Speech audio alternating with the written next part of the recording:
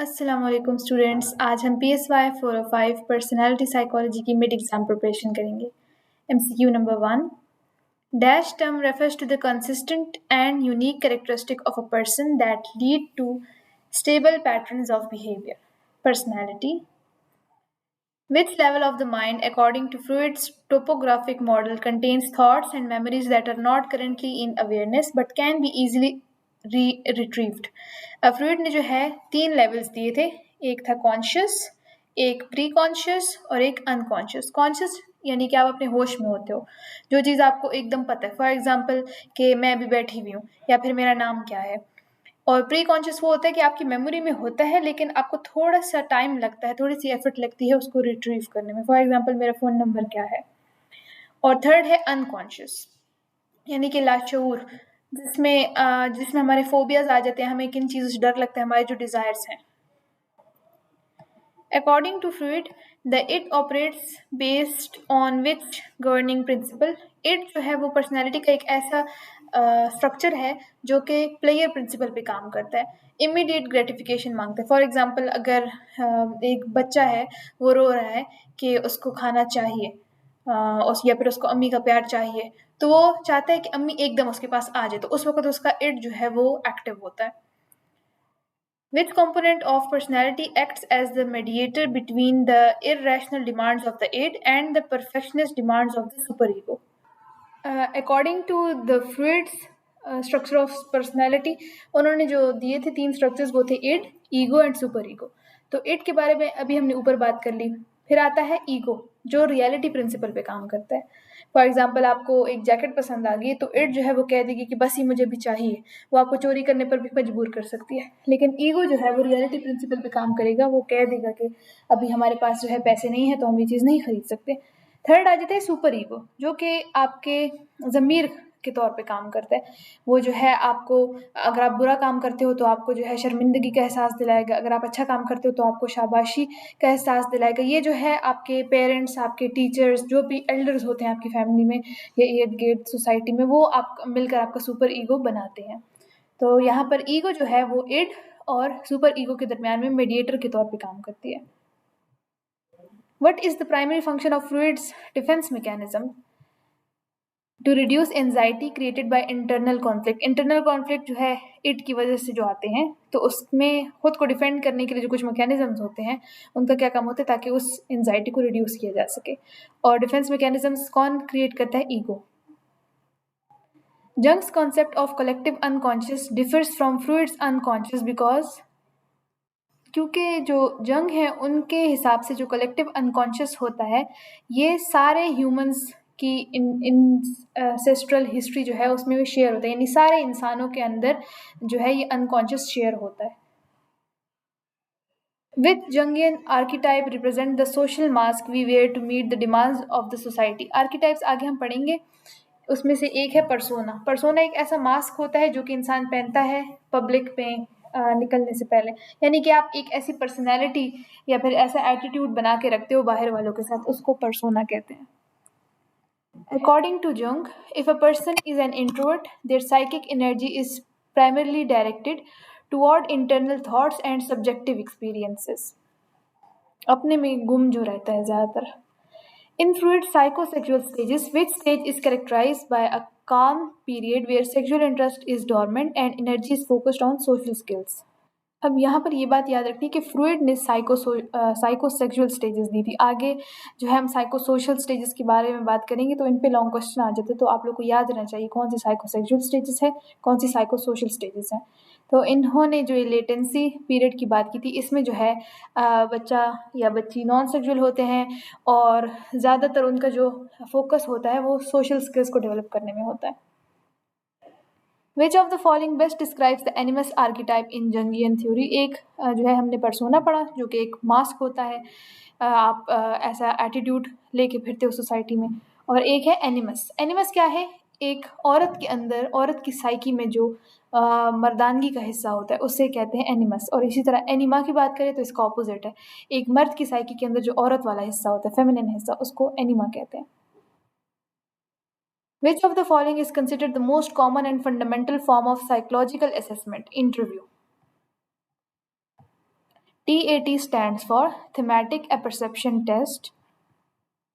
ऐसे ये एक ऐसा टेस्ट होता है जिसमें बहुत सारी ड्राइंग्स जो हैं वो दे दी जाती हैं एक बंदे को, और उन ड्राइंग्स में एम्बिगुअस सिचुएशंस में होता है, यानी कि क्लियर नहीं होता कि हो क्या रहा है, ताकि लोगों से पूछा जा सके कि इसमें क्या हो रहा है, तो वो अपने हिसाब से, अपनी साइकी के हिसाब से बताएंगे कि इसमें क्या हो रहा है। तो फिर वो इसको कहते हैं projective test. TATA is a projective test, क्योंकि वो अपनी इनर मेंटल हेल्थ है या फिर जो भी उनकी मेंटेलिटी है उसको वो लोग प्रोजेक्ट कर रहे होंगे, उनकी जहनी हालत कैसी है और उनकी जहनीत कैसी है, इन टेस्ट से ये पता चलता है। तो प्रोजेक्टिव टेस्ट का एक हिस्सा है, एक टेस्ट है, टाइप है TAT, थीमेटिक परसेप्शन टेस्ट। इसमें बहुत सारी ड्राइंग्स होती हैं और इस पर्सन से कहा जाता है कि आप डिस्क्राइब करें the identities of the people in the card and to make up a story what is happening, कि बताएं कि ये लोग कौन हैं और हो क्या रहा है इसके अंदर। इसमें 31 कार्ड्स होते हैं, 30 में पिक्चर्स होती हैं और एक ब्लैंक कार्ड होता है। Picture card is shown to the subject and the therapist asks the subject to tell a dramatic story about the picture. The instruction of the test begin. This is a test of imagination, one form of intelligence. Let your imagination have its way in a fairy story and tell what the people in the picture card are doing. The story should have a title, beginning, a middle part and an end.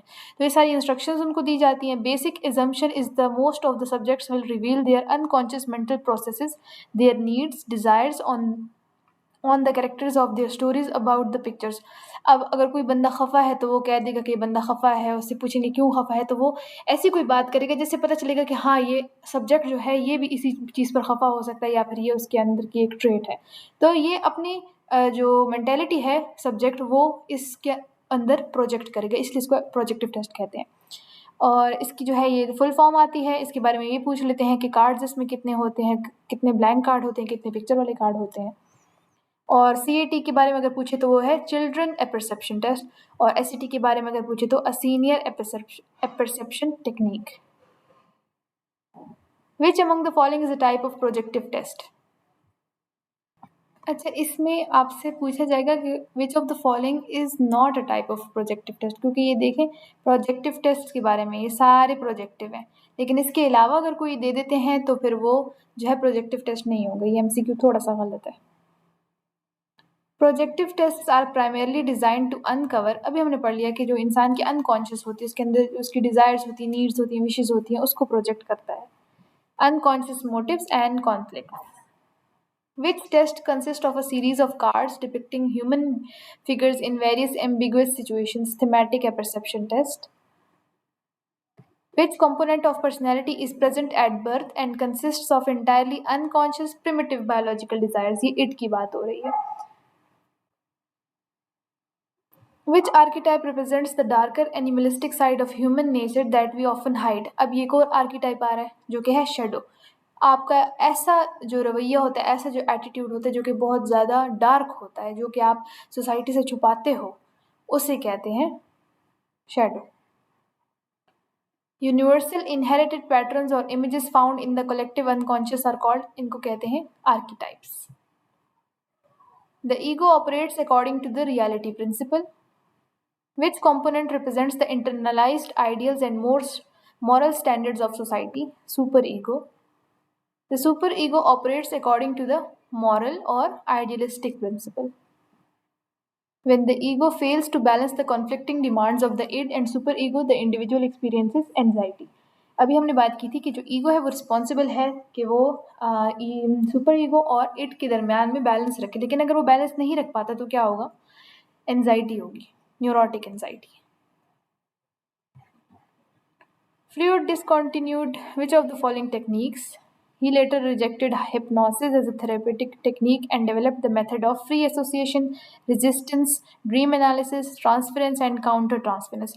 तो इसमें reject किसको किया था? Hypnosis को, ये बात याद रखनी है। और उनके तरीके क्या थे उसके ट्रीटमेंट के? तो free association, resistance, dream analysis, transference and counter transference. If someone is stingy, stubborn, and excessively neat, Freud would probably see her fixated in which stage? अच्छा, उन्होंने जो स्टेजेस दी थी वो सबसे पहले ऑरल स्टेज, 0 से लेकर 1 तक की जो एज होती है, यानी बर्थ से 1 तक की, उसमें जो है एरोजीनस जो जोन होता है वो होता है माउथ, ठीक है।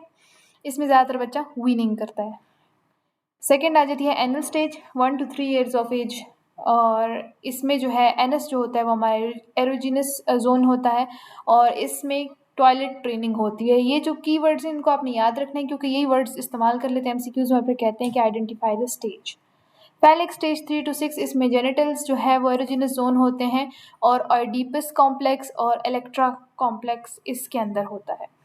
लेटेंसी 6 से लेकर प्यूबर्टी तक, इसमें जो सेक्सुअल स्टेजेस होती है वो डोरमेंट होती हैं, और बंदा जो है वो सोशल स्किल्स को डेवलप करते हुए ज़्यादा फोकस्ड होता है।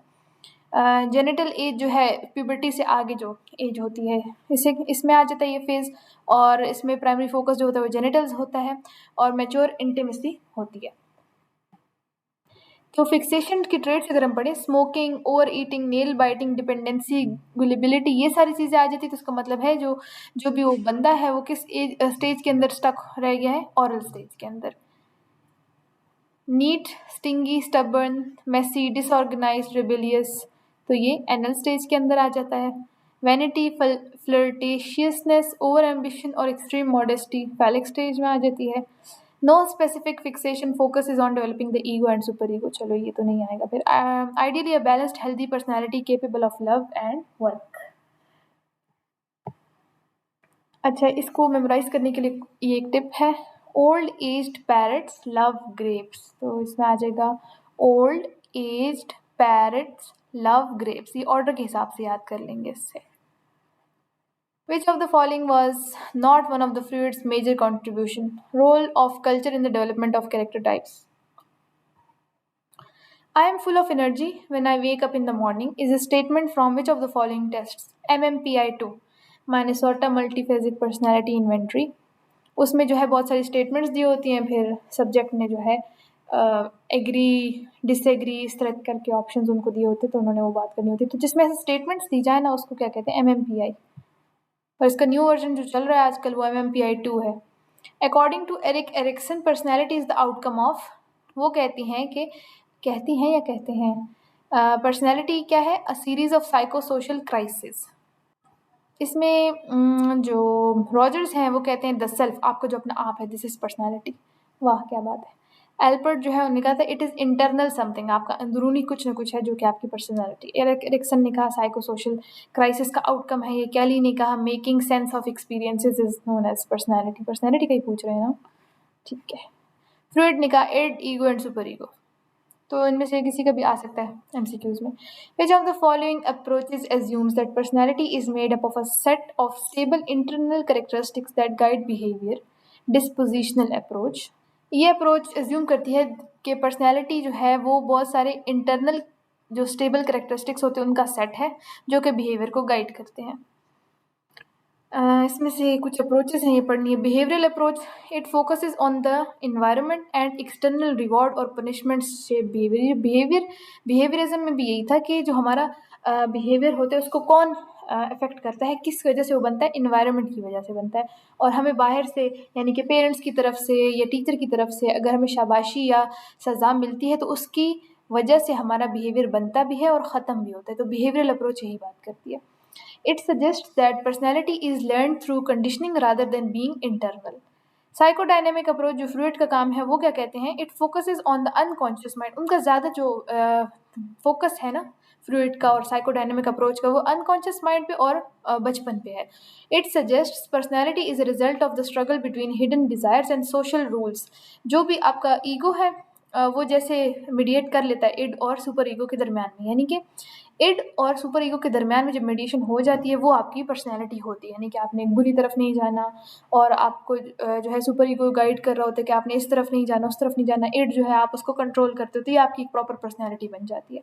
Humanistic approach, it focuses on personal growth, free will and the self. It emphasizes an individual subjective experience and their natural drive to reach their full potential which is self actualization. तो ये कहते हैं कि इंसान की जो free will है, personal उसकी जो ग्रोथ है, उस पर ज़्यादा फोकस रहते हैं और कहते हैं कि एक इंडिविजुअल को अपने जो उसके अंदर कुव्वत है, कुदरत ने उसको जो ताकत दी है कि अपना बेस्ट अचीव करने में, तो वो उसे करना चाहिए। तो ये ह्यूमनिस्टिक अप्रोच थी। और डिस्पोजिशनल अप्रोच हमने यहाँ पे पढ़ ली है। अच्छा, ऐसा है कि कुछ चीज़ें MCQs में मैं डिटेल से बता रही हूँ, तो फिर मैं उसको सब्जेक्टिव में ज़्यादा नहीं छेड़ूंगी। तो ये जो डिटेल से मैंने बताई हैं, इनको यहीं पे याद कर लेना है। Identify which of the following statements truly describes the concept of counter transference. ऐसे ट्रांसफरेंस कहते हैं जब पेशेंट का जो है वो कोई रिएक्शन शो करता है थेरेपिस्ट के लिए। किसी भी पास्ट रिलेशन से जो आपकी मतलब ओल्ड फीलिंग्स होती है, अगर आप उसको जो है रीडायरेक्ट करते हो अपने थेरेपिस्ट पे एज अ पेशेंट, तो उसे ट्रांसफरेंस कहते हैं। The relationship between the patient with the therapist is very important. The patient में रिलेट विद थेरेपिस्ट पॉजिटिवली, तो उसको हम कहेंगे कि ये पॉजिटिव ट्रांसफरेंस है, और अगर नेगेटिवली करते तो नेगेटिव ट्रांसफरेंस कह देंगे।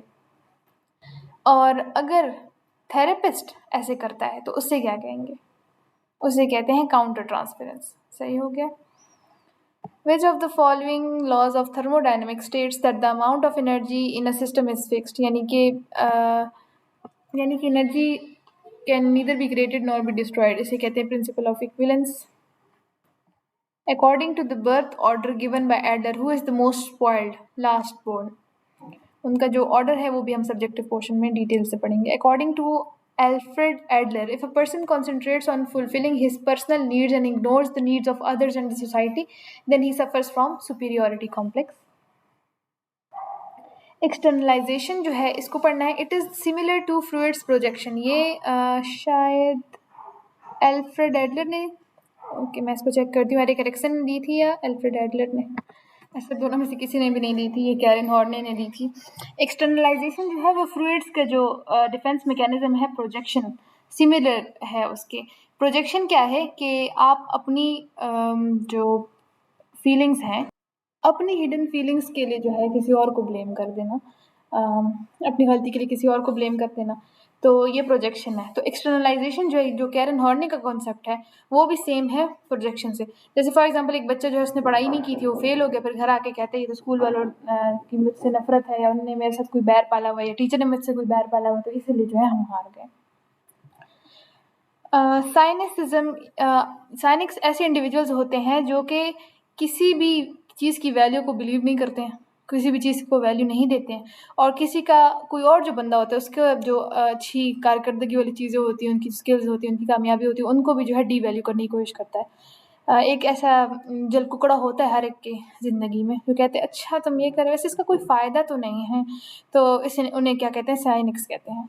Cynics are individuals who derive pleasure from by making an individual realize that he is worthless and his goals and aims in life are meaningless. अच्छा, organs of inferiority and compensation, तो ऐसे लोग जो किसी biological defect के साथ पैदा हुए होते हैं, फॉर एग्जांपल किसी की आईसाइट कम है, फॉर एग्जांपल किसी का एक हाथ नहीं है, एक पैर नहीं है, तो फिर वो पूरी ज़िंदगी कोशिश करते हैं कि वो एक्स्ट्रा ऑर्डिनरी कुछ कर पाए उस कमी को कॉम्पनसेट करने के लिए। Adler focuses on which of the following in his theory? Adler focuses on the social relationships and social interest as the primary driver of personality.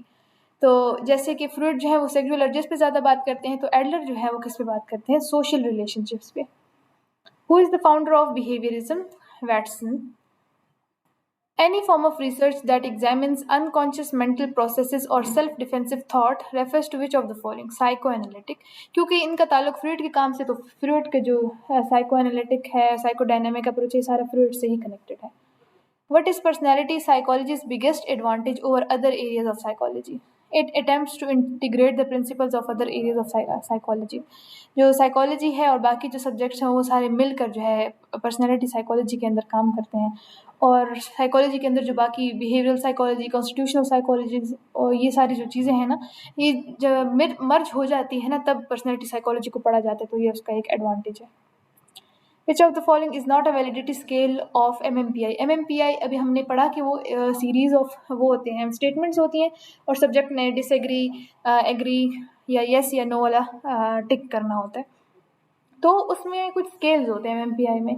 MMPI में 550 आइटम्स होते हैं, उसमें 10 क्लिनिकल स्केल्स होते हैं, meaning that it diagnosis people on 10 clinical disorders, और उसमें जो validity scales होते हैं वो 4 होते हैं, यानी कि वो डिटेक्ट करते हैं कि बंदा झूठ तो नहीं बोल रहा, बंदा जो है फ्रीक्वेंसी उसकी कितनी है, मतलब बाकी लोगों ने जो आंसर्स दिए हैं उसके हिसाब से उसका आंसर मुख्तलिफ तो नहीं है, एबनॉर्मल तो नहीं है, के स्केल जो है डिफेंसिवनेस स्केल, कि बंदा कुछ छुपा तो नहीं रहा जिसकी वजह से वो कोई गलत आंसर दे रहा है या खुद को डिफेंड कर रहा हो उस सवाल में। और चौथा है द कैन नॉट से स्केल, कि आप कोई चीज़ बताना नहीं चाह रहे हो। ठीक है, तो they consist of a series of straightforward statements. The person being tested is typically required to indicate whether each statement is true or false. अच्छा, true और false होते हैं इसमें, ठीक है। Some personality inventories are designed to identify personality traits in a normal population, and others focus more specifically on psychological problems. तो ये MMPI के बारे में था। MMPI को जो है रिवाइज किया गया था कुछ अरसे बाद, तो फिर उसको MMPI 2 कहा गया। MMPI 2 में 567 स्टेटमेंट्स होती हैं, बात याद रखनी है। और स्कोरिंग जो होती है वो ऑब्जेक्टिव होती है। उसके बाद MMPI not only diagnoses a person on 10 clinical scale, it also detects sources of invalidities like कि वो झूठ बोल रहा है या केयरलेस हो रहा है, डिफेंसिव हो रहा है, ये भी डिटेक्ट करता है। नॉर्मल स्केल का जो स्कोर होता है MMPI का वो होता है 50, यानी कि अगर किसी का भी 50 से अबव आ जाता है तो वो it is a sign of pathology, कोई ना कोई उसे साइकोलॉजिकल डिसऑर्डर है। फिर रेटिंग स्केल, अच्छा MCQ का था, विच ऑफ MCQ क्या था वही भूल गई। विच of the following is not a validity scale of MMPI, तो इसमें से कौन सा स्केल नहीं है rating scale. Who among the following gave the concept of एनिमस, Karl जंग, उन्होंने सारे आर्कीटाइप्स दिए थे, एनिमस, एनिमा, शेडो, उसके अलावा पर्सोना, ये सारे जो आर्कीटाइप्स हैं ये कार्ल जंग ने दिए थे। कलेक्टिव अनकॉन्शियस और फिर जो वो अनकॉन्शियस होते, पर्सनल अनकॉन्शियस होते, ये भी उन्होंने दिया था। The degree to which a theory stimulates research is referred to as what? अच्छा, ये कुछ प्रिंसिपल्स हैं, कुछ पॉइंट्स हैं कि रिसर्च के अंदर ये सारी चीज़ें होनी चाहिए। रिसर्च की बात हो रही है, ठीक है, तो ये बहुत ज़्यादा इंपॉर्टेंट, ये लॉन्ग में आते हैं। Verifiability, a theory is positively evaluated to the degree that its concepts lend themselves to verification by independent investigators, यानी कि जो चीज़ जिस चीज़ पे आपने रिसर्च किया, अगर वही रिसर्च हूबहू दुनिया में किसी और बंदे ने दोहराई तो उसका भी वही आंसर आना चाहिए जो आपका है, तो इससे पता चल जाता है कि वो रिसर्च ठीक तरीके से हुई हुई है। Heuristic value, the degree to which a theory directly stimulates a research. Heuristic value का मतलब है कि वो थ्योरी, वो आइडिया कितना % उसके चांसेस है कि वो एक नई रिसर्च को जन्म देता है। Internal consistency, the criteria stipulates that a theory should not contradict itself, that it is a good theory is internally consistent way. वो थ्योरी ऐसी नहीं होनी चाहिए कि उसके अंदर की जो चीज़ें वो खुद से ही आपस में कॉन्ट्रडिक्शंस हो, आपस में उनके पॉइंट जो है वो मैच करने चाहिए। पैरसिमनी इज सिंपल, थ्योरी जो है वो सिंपल होनी चाहिए। Law of parsimony states that the preferred explanation is the one which demands the fewest number of concepts। ठीक हो गया। Comprehensiveness criteria refers to the range and diversity of phenomena encompassed by a theory. The more comprehensive a personality theory is, the more behavioral ground it covers। बहुत ज़्यादा comprehensive यानी उसमें बहुत सारी चीज़ें कवर होनी चाहिए। सिंपल होनी चाहिए बट उसमें ज़्यादा चीज़ें कवर हो। Functional significance, a theory may be evaluated on the basis of how useful it is in helping people to understand everyday human behavior। एक इंसान या कोई भी इंसान अगर अपना रोज़ाना का बिहेवियर समझना चाहता है तो वो थ्योरी उसकी मदद करे। अच्छा, फिर मैं MCQ भूल गई हूँ, था क्या। The degree to which a theory stimulates research is referred to as heuristic value. Ali channelizes his feeling of hostility into becoming a professional boxer. Which of the defense mechanism has he adopted? अच्छा, एक defence mechanism होता है sublimation. ये एक ऐसा वाहिद defence mechanism होता है जो कि हेल्दी होता है, यानी कि आप अपने कोई ऐसे अनहेल्दी चीज़ ले लो। फॉर एग्जाम्पल कोई कहता है मुझे बहुत ज़्यादा गुस्सा आता है, तो वो क्या करता है, बॉक्सिंग शुरू कर लेता है, अपना सारा गुस्सा वहाँ उतारता है। तो एक अनहेल्दी चीज़ है ना, उसने चैनलाइज कर लिया अपने एंगर को, तो इसे कहते हैं सब्लिमेशन। अब यहाँ पे हम डिफेंस मैकेनिज्म्स को पढ़ लेते हैं। सबसे पहले projection, attributing one's own unacceptable thoughts और फीलिंग्स टू समवन एल्स। आपको लग रहा होगा कि मुझे ये बंदा पसंद नहीं है ना, तो आप उसके सामने ऐसे ऐसे घूम रहे होगे, फिर कहोगे तो मैं पसंद नहीं हूँ ना, तो आपने अपनी फीलिंग्स जो है उसके ऊपर प्रोजेक्ट कर दिए। जैसे अभी हमने वो एग्जाम वाला MCQ पढ़ा था कि अगर एक बच्चा एग्जाम में फेल हो जाता है तो वो कहता है कि बस टीचर को मुझसे मसला है, उन्होंने मुझे फेल किया। या अगर आपकी टीम हार जाती तो आप कहते हो एम्पायर को जो है मुझसे ही मसला है, हमारी टीम से मसला है। तो a person who dislikes their coworker accuses the coworker of hating them. ज़्यादातर ऐसे होता है कि अगर कोई पार्टनर जो है चीट कर रहा होता है तो दूसरे पार्टनर को पे ज़्यादा शक करता है कि तुम मुझ पे चीट कर रहे हो ना, या फिर कर रही हो ना। Okay, depression is unconsciously pushing distressing thoughts और मेमोरीज आउट ऑफ अवेयरनेस। बहुत ज़्यादा जो ऐसे लोग होते हैं जिनका लाइफ में बहुत ज़्यादा मुश्किलात गुजरी होती हैं, बहुत ज़्यादा ट्रॉमा गुजरा होता है, तो उनकी मेमोरी पे बहुत ज़्यादा असर पड़ता है, उनको आधे से ज़्यादा चीज़ें याद ही नहीं होती। तो वो रिप्रेशन होता है कि आप अनकॉन्शियसली अपनी जो अच्छी याददाश्त नहीं होती उसको आप जो है अवेयरनेस से निकाल देते हो, तो आपको याद ही नहीं रहती। तो a person forgets a traumatic childhood event but feels anxious in related situation. उसे पता नहीं चलता मैं एंग्शियस क्यों हूँ, लेकिन उसे वो चीज़ भूली होती है। रैशनलाइजेशन इज़ अपनी बात को ठीक करना, अपने बिहेवियर को, फीलिंग्स को जस्टिफाई करना कि ये ठीक है, हालांकि वो गलत होते हैं, ताकि बस आपको गिल्ट ना हो। फॉर एग्जाम्पल, अगर आप रिश्वत दे रहे हो, तो अगर आपसे कोई कहता है रिश्वत ना दो, तो आप कहोगे नहीं नहीं, पाकिस्तान में तो ऐसे ही होता है, रिश्वत के बगैर काम नहीं होता, कुछ भी नहीं है, इसका तो मुझे गुनाह भी नहीं होगा क्योंकि मैं काम करना चाह रहा हूँ, बस बहुत ज़्यादा आपको रीजंस दे देगा। तो इसे कहते हैं rationalisation. Instead of admitting guilt, the official justifies the bribe with logical sounding excuses. Everyone does it. It's just how system works. I'm underpaid, so this is just compensation for my hard work. ये मेरी तो तनख्वाह भी कम है, ये मेरे लिए जो है तनख्वाह के तौर पे काम करेगा, ये प्रोजेक्ट जो है हमारे लिए जॉब्स बनाएगा, तो अगर हम इस प्रोजेक्ट के लिए जो है रूल्स को तोड़ देते हो, खैर कोई बात नहीं है। डिस्प्लेसमेंट कहते हैं एक जगह का दूसरा गुस्सा दूसरी जगह निकालना।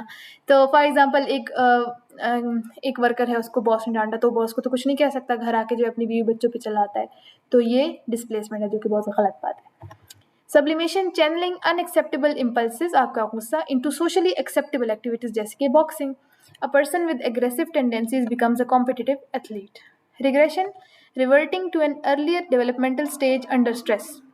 फॉर एग्जाम्पल, एक एडल्ट जो है वो अगर टेंट्रम थ्रो करना शुरू कर देता है बच्चों की तरह, अगर वो फ्रस्ट्रेट हो जाते, तो वो अपनी एक बचपन वाली स्टेट में चला गया, बच्चे जैसा बन गया, तो इसे कहते हैं regression. According to Freud, the death instinct that leads to a drive to destroy is known as, उन्होंने दो किस्म की इंस्टिंक्ट्स के बारे में बात की थी। एक थी एरोस, यानी कि लाइफ इंस्टिंक्ट्स के खेलना कूदना बढ़ना अच्छी चीज़ों के बारे में था, और एक था डेथ इंस्टिंक्ट्स, थैनेटोस, एग्रेशन और सेल्फ डिस्ट्रक्शन के बारे में।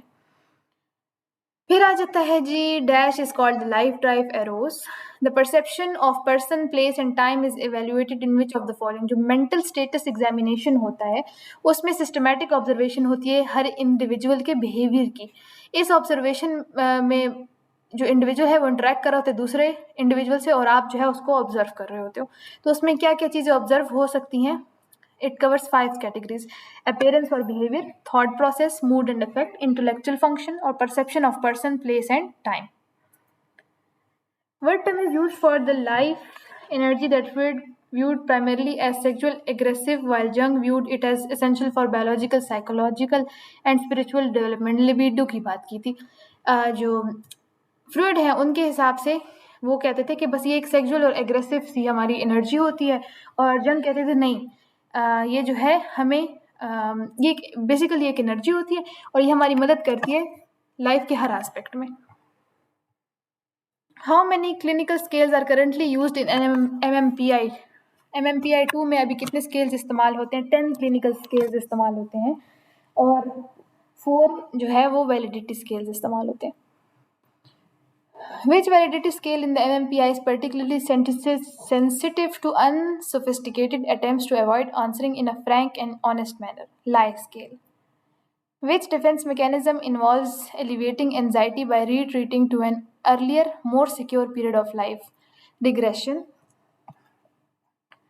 When the ego is threatened by punishment from the superego, the resulting emotional response is known as। अब ये भी आगे हम पढ़ेंगे। 3 किस्म की एंजाइटीज होती है। एक प्रॉपर एंजाइटी होती है जो कि आपको रियल चीज़ों से लगती है, फॉर एग्जांपल एग्जाम आ रहा है उसकी तरफ से है, या फिर कोई भी बड़ी चीज़ अर्थक्वेक आ गया उसकी तरफ से अगर आपको जो है डर लग रहा है, तो वो एंजाइटी होती है, नेचुरल जो चीज़ होती है।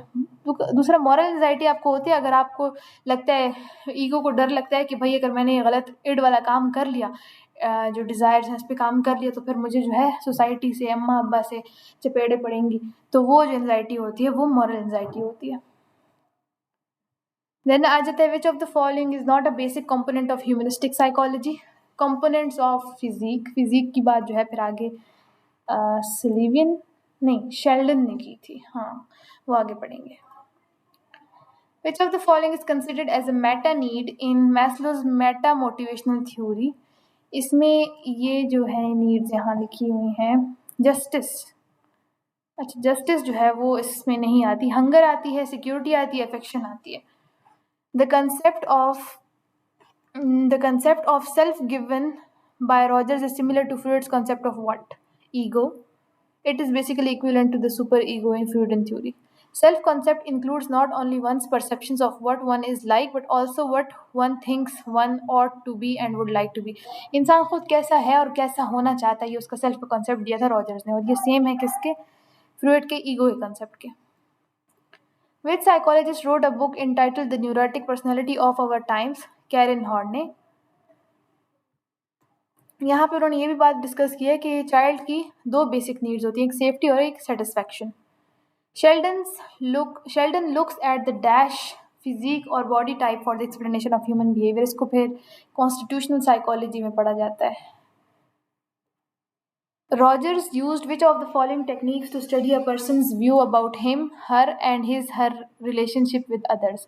Q sort. Essentially it is a method of, मुझे ऐसा क्यों लग रहा है कि Q sort वाला जो है हमारे कोर्स में नहीं है. Let me check.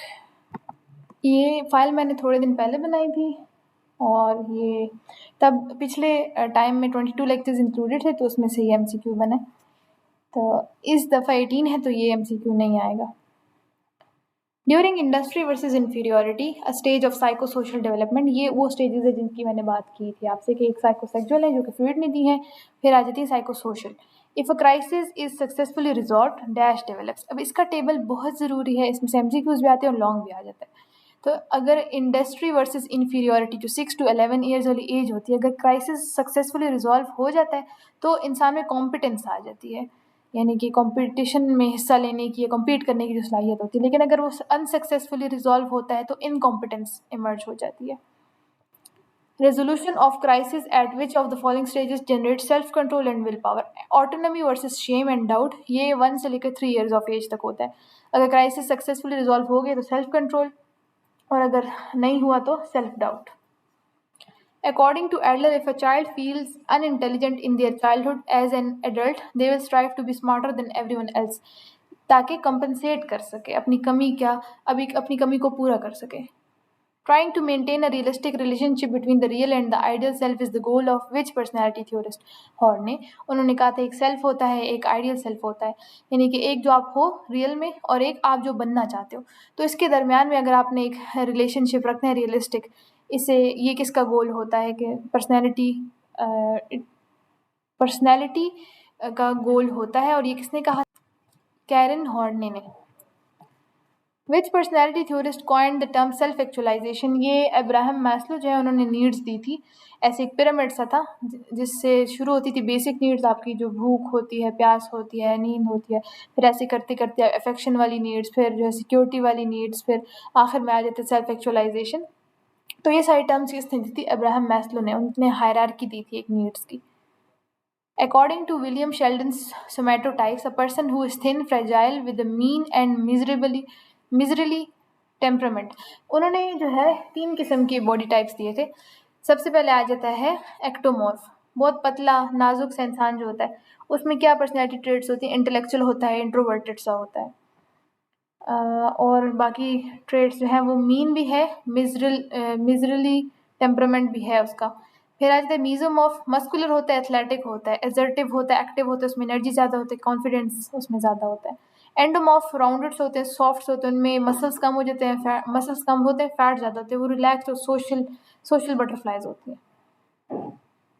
Which of the Freud's defense mechanisms involve pushing threatening or painful thoughts into the unconscious so they are forgotten? Repression.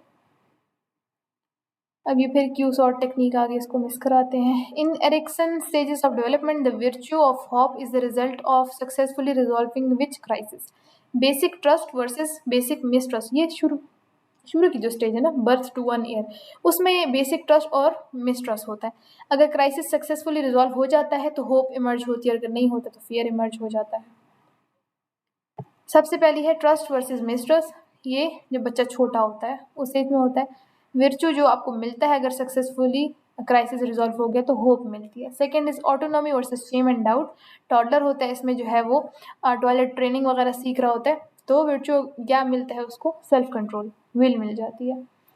Initiative versus guilt, pre school, इसमें purpose मिलता है. Industry versus inferiority, school age, इसमें competence मिलती है. Identity versus role confusion में उसको Fidelity, loyalty to self मिलती है.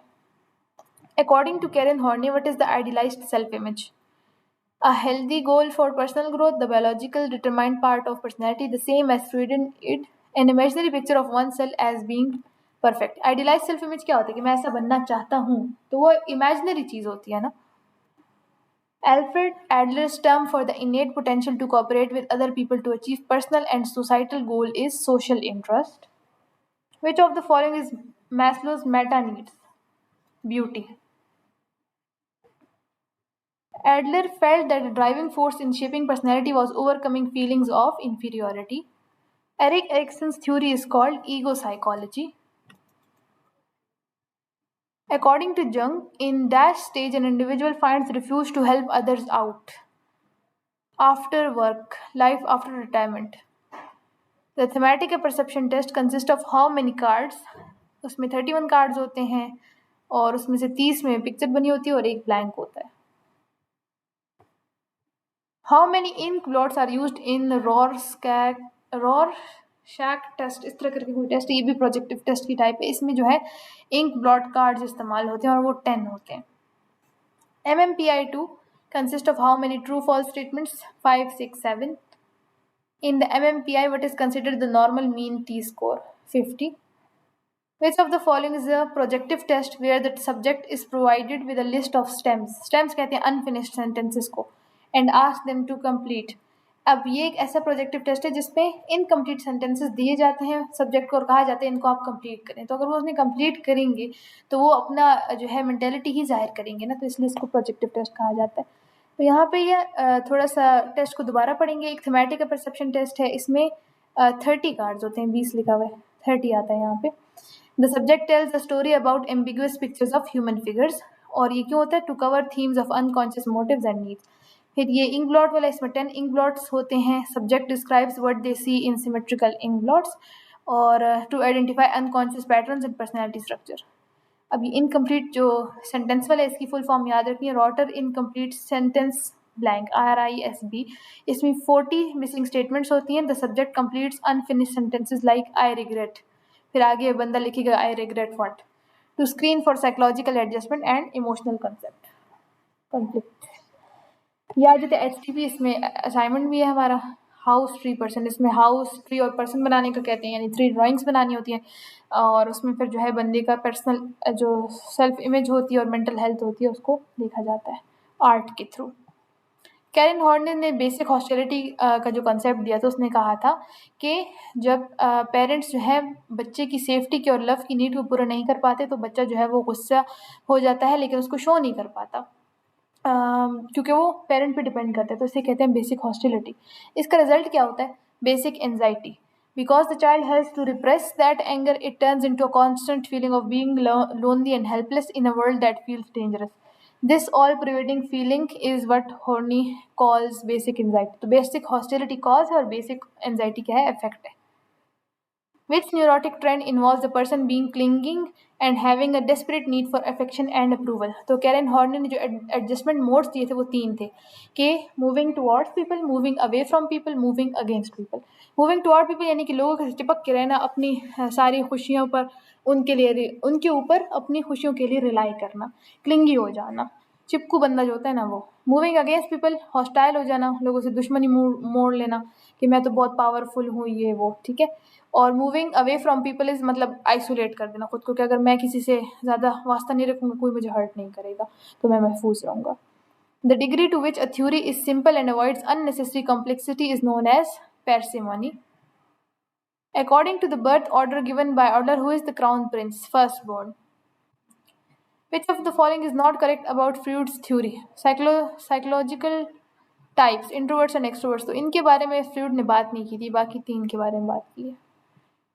According to Horney, when a child is born in the world full of bigger adults, which of the following is likely to form in them? Basic anxiety.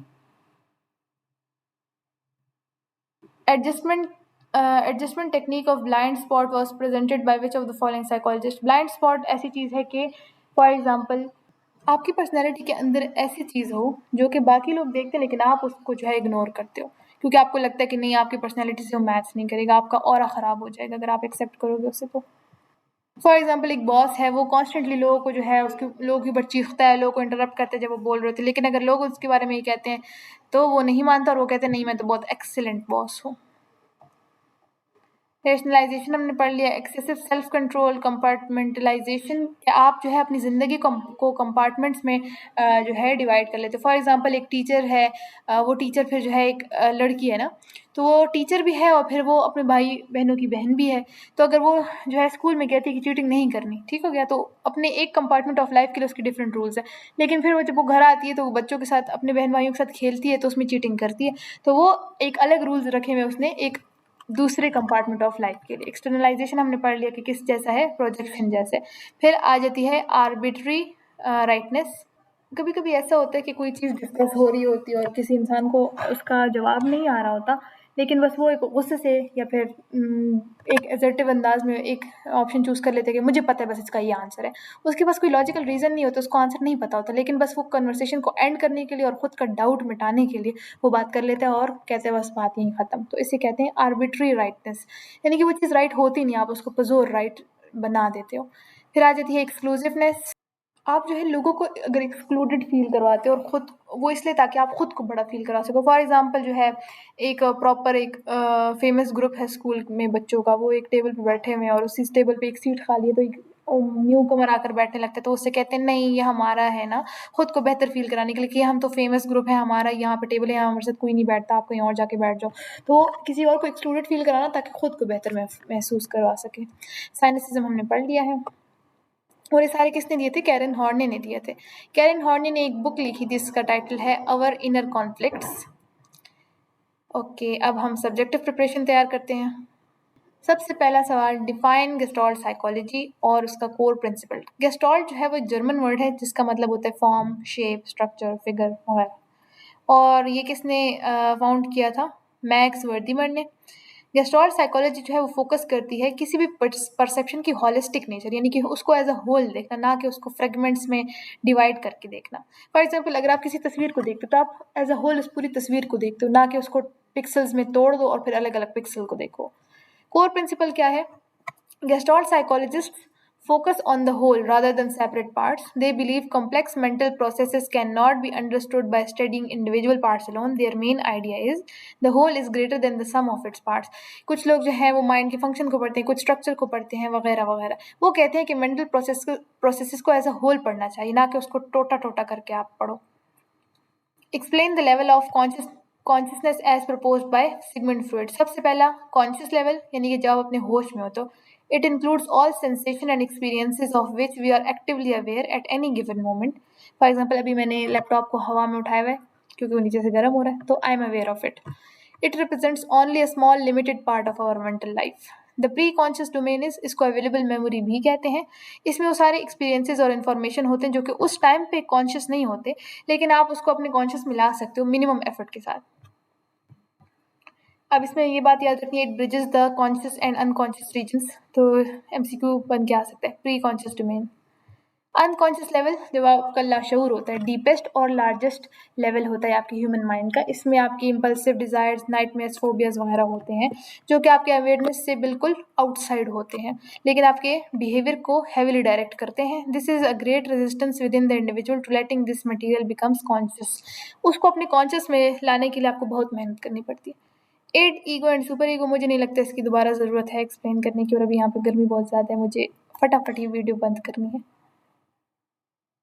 What are the two basic groups of instincts according to Freud? एक life वाला है और एक death वाला है। एक growth की तरफ फोकस्ड है और एक ख़त्म करने की तरफ फोकस्ड है। Three types of anxieties identified by Freud. सबसे पहले है realistic objective anxiety, emotional response जो कि रियल डेंजर की तरफ होता है। फॉर एग्जांपल कोई भी जंगली जानवर आ जाता है तो आपको जो डर लगेगा उसको हम कह रहे हैं रियलिस्टिक एंजाइटी या फिर ऑब्जेक्टिव एंजाइटी। न्यूरोटिक एंजाइटी है emotional response caused by N unconscious fear that the ego will lose control over primitive instincts. For example कोई आपकी डिज़ायर है चोरी करने की, ठीक हो गया, और ईगो को जो है डर लग रहा है कि हो सकता है मैं इसको कंट्रोल ना कर पाऊँ, तो उसकी वजह से जो एक इमोशनल रिस्पॉन्स या एक डर जो है वो कॉज होता है, उससे कहते हैं neurotic anxiety. Moral anxiety occurs when the ego is threatened bye punishment. Ego को डर लग रहा है कि भाई अगर मैंने गलत काम कर लिया तो सुपर ईगो जो है वो मुझसे जो है शेम का एहसास दिलाएगी, गिल्ट का एहसास दिलाएगी। तो इसे कहते हैं मॉरल एंजाइटी। फ्रूइड की जो डिफेंस मैकेनिज्म है उनको एक्सप्लेन करना है। इसमें जो है रिएक्शन फॉर्मेशन हमने नहीं पढ़ा ऊपर, इसको पढ़ लेते हैं, बाकी हम पढ़ चुके हैं। Controlling a forbidden impulse by first repressing it and then consciously expressing it as absolute opposite. For example जो है आपको कोई इंसान नहीं पसंद और वो गैदरिंग में आ रहा है, किसी भी गैदरिंग में, तो आपको बिल्कुल नहीं पसंद, तो आप उसको ऑपोजिट रिएक्शन बिल्कुल दोगे। वो ये कि आप उससे बहुत ज़्यादा हंसी खुशी मिलोगे ताकि उसे पता ना चल सके कि आपको वो नहीं पसंद। इसे कहते हैं reaction formation. Distinguish Carl Jung's concept of libido from Sigmund Freud's concept. Freud कहते हैं कि लिबिडो स्ट्रिक्टली एक प्राइमल सेक्सुअल और एग्रेसिव एनर्जी है जो कि इट को ड्राइव करती है, लेकिन जंग कहते हैं कि नहीं, ये एक जनरल लाइफ एनर्जी जो कि ग्रोथ के लिए, क्रिएटिविटी के लिए, लर्निंग के लिए, स्पिरिचुअल डेवलपमेंट के लिए और डिफरेंट नीड्स को मीट करने के लिए इस्तेमाल होती है, और ये सिर्फ एग्रेशन और सेक्स तक लिमिटेड नहीं है। Explain Jung's concept of personal unconscious and collective unconscious. उनके अकॉर्डिंग एक होता है पर्सनल अनकॉन्शियस, इंसान की अपनी जो फॉरगॉटन, हिडन और रिप्रेस्ड मेमोरीज होती हैं, एक्सपीरियंसेस होते हैं। इसमें कॉम्प्लेक्सेस भी आ जाते हैं, यानी कि स्ट्रॉन्ग ग्रुप्स जो होते हैं किसी भी थॉट या फीलिंग के, फॉर एग्जांपल मदर को लेके या पावर को लेके। कलेक्टिव अनकॉन्शियस जो है वो deepest part of our mind होता है, जो सारे ह्यूमंस शेयर करते हैं। इसमें हमारी एंसेस्ट्रल हिस्ट्री होती है। इसमें जो है आर्कीटाइप्स भी होते हैं जिन्हें कहा जाता है it contains inherited experiences and patterns from our ancestors. For example जो आगे क्वेश्चन में हम आर्कीटाइप्स पढ़ेंगे, पर्सोना मास्क की बात हो रही है। एनिमा फेमिनिन साइड जो है एक मर्द की जो जहनियत है उसकी। एनिमस जो है वो मर्द औरत की जो जहनियत है उसमें जो मर्दाना साइड होती है उसे कहते हैं। Shadow hidden dark side of personality जिसमें नेगेटिव ट्रेट्स होती हैं। Self the archetype that brings all parts of personality together into a balanced and complete whole. Achieving this balance is the main goal of personal growth. तो ये persona, animus, anima, shadow and self, ये सारे archetypes हैं। Explain Alfred Adler's concept of individual psychology. वो कहते हैं कि इंसान जो है सारे वो यूनिक है और उनके अंदर हारमोनी और बहुत अच्छी अच्छी खसूसियात हैं कि वो कोशिश करते हैं बेहतरीन बनने की। और वो जो है फ्रूइड का व्यू रिजेक्ट करते हैं। फ्रूइड कहते हैं कि भाई इंसान जो है वो बस जो उनकी इर्द की जो बायोलॉजिकल डिज़ायर्स होती है उसी पर चलते रहते हैं। वो एडलर आर्ग्यू करते हैं कि individual must be studied as a holistic entity, यानी कि एज अ होल उन्हें देखा जाए। Explain Adler's concept of feelings of inferiority and organ inferiority. Organ inferiority वही बात है कि अगर कोई फिजिकल वीकनेस या डिसेबिलिटी के साथ पैदा हुए तो वो उसको कंपनसेट करने के लिए अपने अंदर और स्ट्रेंथ्स को डेवलप करेगा। फीलिंग्स ऑफ इन्फीरियोरिटी क्या होती है? हर एक जो है होता है हर एक बंदा वीक और डिपेंडेंट महसूस करता है एज अ चाइल्ड। फिर जब वो बड़ा हो रहा होता है तो वो उसी फीलिंग्स को कंपनसेट करने के लिए अपने आप को स्ट्रॉन्ग बनाता है। इसे कहते हैं इन्फीरियोरिटी कॉम्प्लेक्स। उसे पता होता है कि मैं इन्फीरियर हूँ, मैं कमज़ोर हूँ, तो मुझे उसको कंपनसेट करने के लिए खुद को बेहतर बनाना है।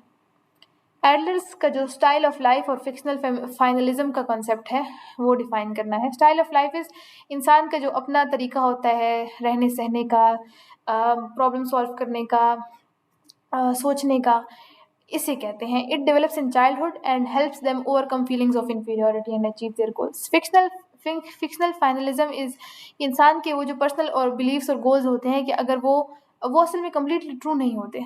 फॉर एग्जाम्पल ऐसे बिलीव्स जो कि उनकी लाइफ को डायरेक्शन देते हैं, मीनिंग देते हैं। जैसे कि अगर मैं कहूँ कि मैंने अगर मास्टर्स कर लिया ना बस फिर मैं दुनिया की बेहतरीन औरत होंगी, तो ये एक ऐसा बिलीफ है जो मतलब ट्रू नहीं है, लेकिन ये मेरी लाइफ को मीनिंग दे रहा है कि मैं मास्टर्स करूँगी।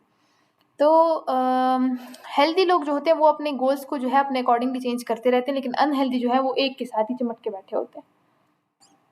What are Karen Horney's two core concepts regarding personality disturbances? Basic anxiety और न्यूरोटिक पर्सनैलिटी। बेसिक एंजाइटी को हमने पढ़ लिया कि कांस्टेंट फीलिंग होती है लोनलीनेस की, अनसेफ होने की, हेल्पलेसनेस की, जो एक चाइल्ड डेवलप करता है क्योंकि वो एक छोटा सा खुद को महसूस करता है और कमज़ोर सा, क्योंकि वो ज़ाहिर बात है छोटा ही है इसलिए, तो उसे कहते हैं बेसिक एंजाइटी। न्यूरोटिक पर्सनैलिटी एक रिजिड और अनहेल्दी वे होता है लोगों के साथ डील करने का। ये तब डेवलप होता है जब बच्चा जो है निगलेक्टफुल या एब्यूजिव पेरेंट्स के साथ पला बड़ा हो, तो उससे एक हिडन एंगर बन जाता है और एक हिडन फेयर बन जाता है जो कि बाद में जनरल एंजाइटी बनाता है अबाउट द वर्ल्ड, और फिर वो डेवलप हो जाता है into neurotic personality. Explain Horney's 3 categories of neurotic trends. इसमें आ जाते हैं moving towards people, compliant type. A person tries to gain love and approval by pleasing others. They believe if I give in I won't get hurt. पिछले कुछ सालों में मैं भी यही थी, लेकिन अब मैं बदमाश बन गया हूँ। Moving against people is hostile type. A person tries to gain power and control over others. They believe if I am strong, no one can hurt me. Moving away from people, detached type. A person avoids others and becomes emotionally distant. They believe if I stay alone, I'll be safe. Mostly जो मैं लोगों से मिली वो इस type के हैं। Define Erik Erikson's epigenetic principle. Epigenetic principle कहता है कि जो डेवलपमेंट होती है वो एक fix step by step plan होता है। Each stage appears in a natural order and later growth depends on how well earlier stages are completed. For example पहली स्टेज है, अगर आप उसको कंप्लीट करोगे तभी जाके दूसरी स्टेज पर जाओगे। अगर वो उसको अच्छे से कंप्लीट करोगे तो फिर अच्छे अगली स्टेज में भी अच्छे से जाओगे। पर्सनैलिटी डेवलपमेंट में this means a person must pass through 8 stages in order and each stage builds on the success और failure of the previous one. ये जो भी हमने मिसट्रस्ट और बेसिक ट्रस्ट, मिसट्रस्ट, इन्फीरियोरिटी, वो इंडस्ट्री वगैरह की बात की थी ना, ये उन स्टेजेस के बारे में बात हो रही है।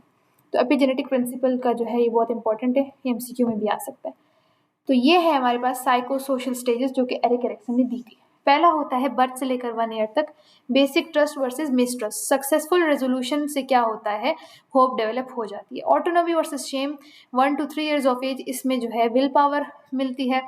Initiative versus guilt 4 to 5 years of age में पर्पस मिलता है। Industry versus inferiority 6 to 11 years of age में कॉम्पिटेंस की जो है कैरेक्टरिस्टिक मिलती है। आइडेंटिटी वर्सेस रोल कन्फ्यूजन में क्या मिलता है, वेयर आइडेंटिटी क्राइसिस यहाँ पर होता है लेकिन फिडिलिटी मिल जाती है अगर सक्सेसफुल रेजोल्यूशन हो जाता है। ये वो स्टेज है जहाँ पर आइडेंटिटी क्राइसिस होता है, तो ये भी एमसीक्यूज में आ सकता है कि किस स्टेज में होता है। फिर आ जाती है intimacy versus isolation. Successful resolution develops love.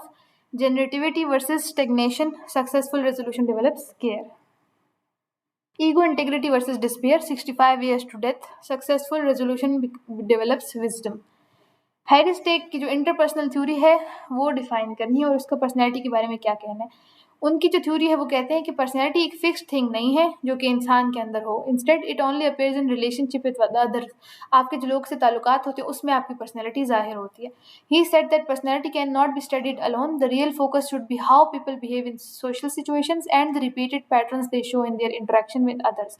ये तो सही बात है, अगर आप सोशल इंटरेक्शन किस तरीके से कर रहे हो और आपका जो रिपीटेड पैटर्न है वो क्या है, तो वही आपकी पर्सनैलिटी का हिस्सा होते हैं। Define the 3 cognitive modes of experience described by Sullivan। ये जो PSY 502 था उसमें ये बहुत आता था, मिड एग्जाम में ऑलमोस्ट सारों के एग्जाम रिव्यू में ही आता था। तो 3 तरह के होते हैं। प्रोटोटैक्सिक अर्लीस्ट और मोस्ट बेसिक लेवल होता है एक्सपीरियंस का। It is made up of random feeling, sensations and images with no clear meaning और कनेक्शन, जो कि एक छोटे बच्चे के होते हैं, उसको ज़्यादा क्लियर कोई चीज़ याद नहीं होती। Parataxic mode, a person wrongly connects events that are not accurately related. 2 ऐसे इवेंट्स को कनेक्ट कर देना जिनका आपस में कोई ताल्लुक नहीं है। और ज़्यादातर ये सुपरस्टिशंस में देखा जाता है कि बिल्ली रास्ता कट गई, अब मेरी ज़िंदगी बर्बाद होने वाली, या फिर कौवा आ गया तो मेहमान आएंगे। तो ये ऐसे इवेंट्स हैं जिनका आपस में कोई ताल्लुक नहीं है। Syntactic mode, the most advanced level, it uses language, logic, and shared meaning so people can understand and communicate clearly with each other. Explain William Sheldon's somatotype theory and its 3 physical components। उन्होंने क्या किया था कि personality को link किया था body structure के साथ। एंडोमॉर्फी, सॉफ्ट राउंड बॉडी शेप होगी जिसमें फैट ज़्यादा, मसल कम होगा, और ये ज़्यादातर रिलैक्स और कंफर्ट सीकिंग लोग होते हैं। मीजोमॉर्फी, स्ट्रॉन्ग मस्कुलर और वेल बिल्ड बॉडी होगी, ये लोग एक्टिव होंगे, एनर्जेटिक होंगे और ज़्यादा कॉन्फिडेंट होंगे। एक्टोमॉर्फी, थिन, फ्रेजाइल और लीन बॉडी, ये लोग क्वाइट होंगे, सेंसिटिव होंगे और ज़्यादा थॉटफुल होंगे। फिर इसी के साथ एक टर्म आता है डिस्प्लेसिया कॉन्स्टिट्यूशनल साइकोलॉजी में। वो एक ऐसी बॉडी को डिस्क्राइब करने के लिए इस्तेमाल होता है जो कि इवनली बिल्ट नहीं होती। फॉर एग्जांपल, वो ना पूरी पूरी एक्टोमॉर्फ होती है, ना पूरी पूरी एंडोमॉर्फ होती है, ना पूरी पूरी मीजोमॉर्फ होती है। हो सकता है उसका सर जो है वो एक्टोमॉर्फ जैसा हो, पेट जो है वो एंडोमॉर्फ जैसा हो, और निचला हिस्सा जो है वो मीजोमॉर्फ जैसा हो। For example a person may have an ectomorphic upper body but mesomorphic legs, तो इसे कहते हैं फिर dysplasia.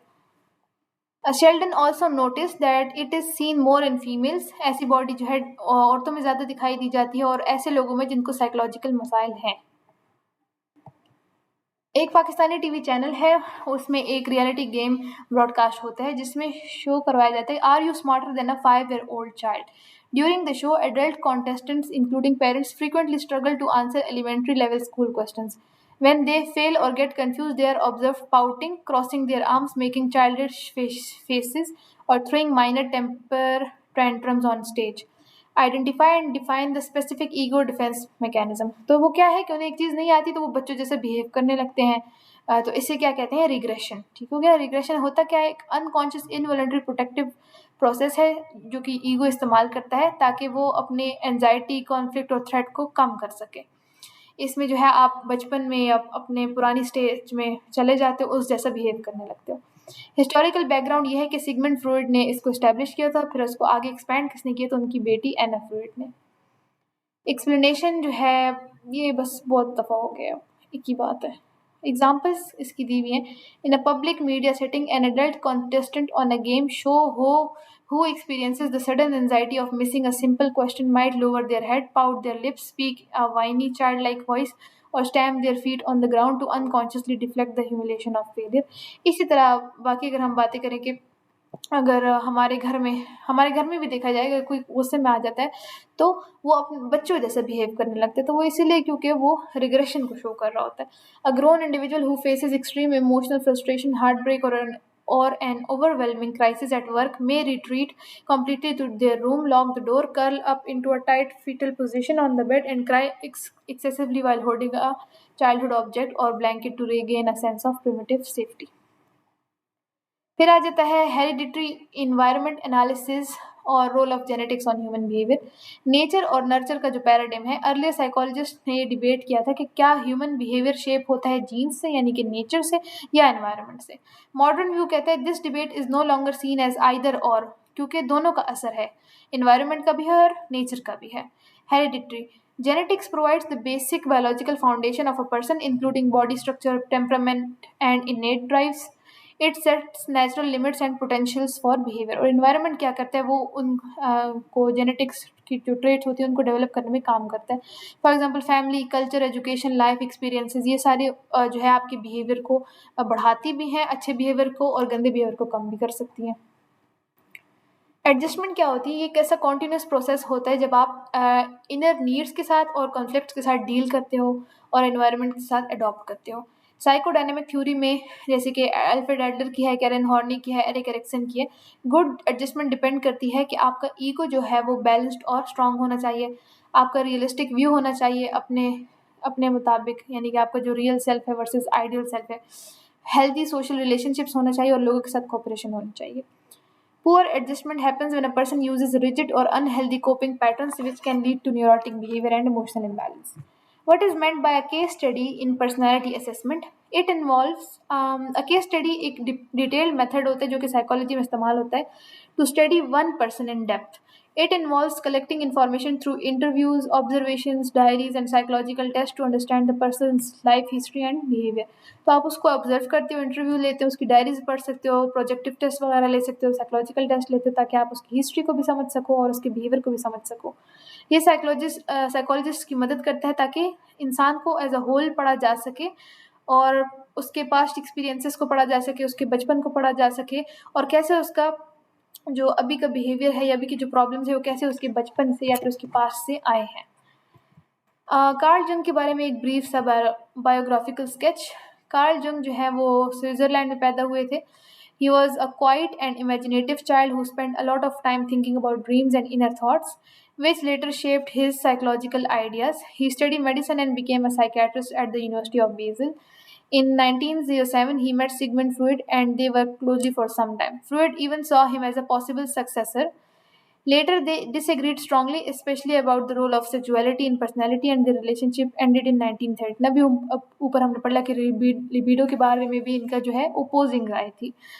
After this, Jung developed his own theory called analytical psychology। अभी analytical psychology किसने develop की थी? जंग ने, ये बात भी याद रखनी है।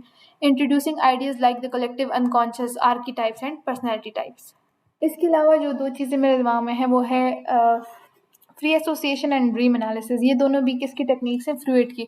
ड्रीम एनालिसिस एक ऐसी चीज़ है कि आप इंसान के ख्वाब को पढ़ो, उसके ख्वाब को स्टडी करो ताकि उसके हिडन डिज़ायर्स और वांट्स को समझ सको। तो उसका एक दो मीनिंग्स होते हैं, एक लेटेंट मीनिंग होता है और एक मैनिफेस्ट मीनिंग होता है।